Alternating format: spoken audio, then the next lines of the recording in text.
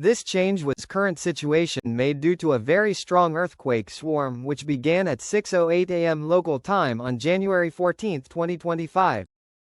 Across the next 171 minutes, numerous earthquakes struck one after the other in rapid succession, involving 70 events large enough to be felt, and appearing for a time to even produce episodes of volcanic tremor. This sequence produced as many non-microearthquakes, aka magnitude 2.1 or higher quakes in only a little less than 3 hours that would normally be seen across an entire year.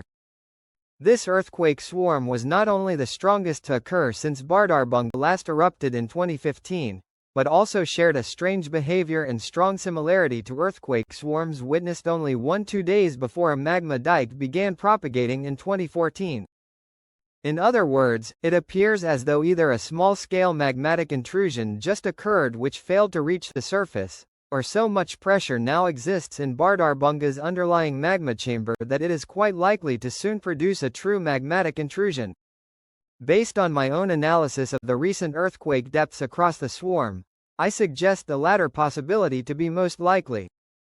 It looked to me like enough pressure existed to start breaking through overlying rock, but what magma did do this was not able to travel very far. This development is not all that unexpected. 2014–2015 eruption as an ever-increasing amount of earthquakes has been striking the volcano in recent months, occurring alongside an elevated level of ground deformation indicating the influx of magma into magma chamber since May 2024.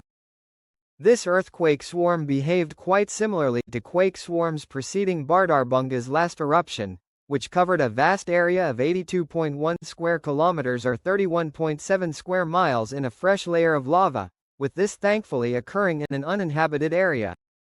The first warning sign was increased seismic activity clustered in a narrow section of the volcano on August 14, which continued into the following day, indicating a similar situation in its magma chamber to what it currently hypothesized to be occurring at Bardarbunga's primary magma chamber. Then, on August 16, the number of earthquakes rapidly increased once again, soon forming a line that progressed over time to the southeast, east, northeast, and then north-northeast, which perfectly tracked an expanding and rising dike of magma.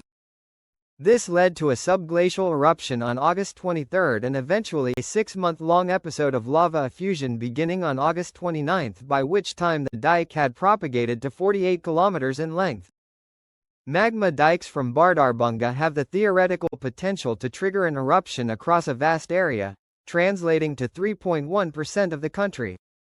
These flank eruptions tend to be mildly explosive, forming cinder cones, but because individual flows of lava frequently travel upwards of 10, 20, or even 30 kilometers or more from their source, these on their own can be hazardous to nearby homes and infrastructure. However, only 3 effusive eruption scenarios flank eruption shave occurred since the year 1700 at Bardarbunga, while in the same timespan 18 eruptions occurred underneath the vast Vatnajökull ice sheet from this complex.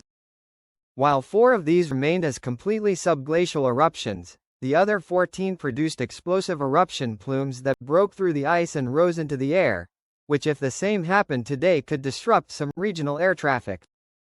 All 18 of these eruptions melted large volumes of glacial ice, creating Jökullaup which could wipe out roads and bridges.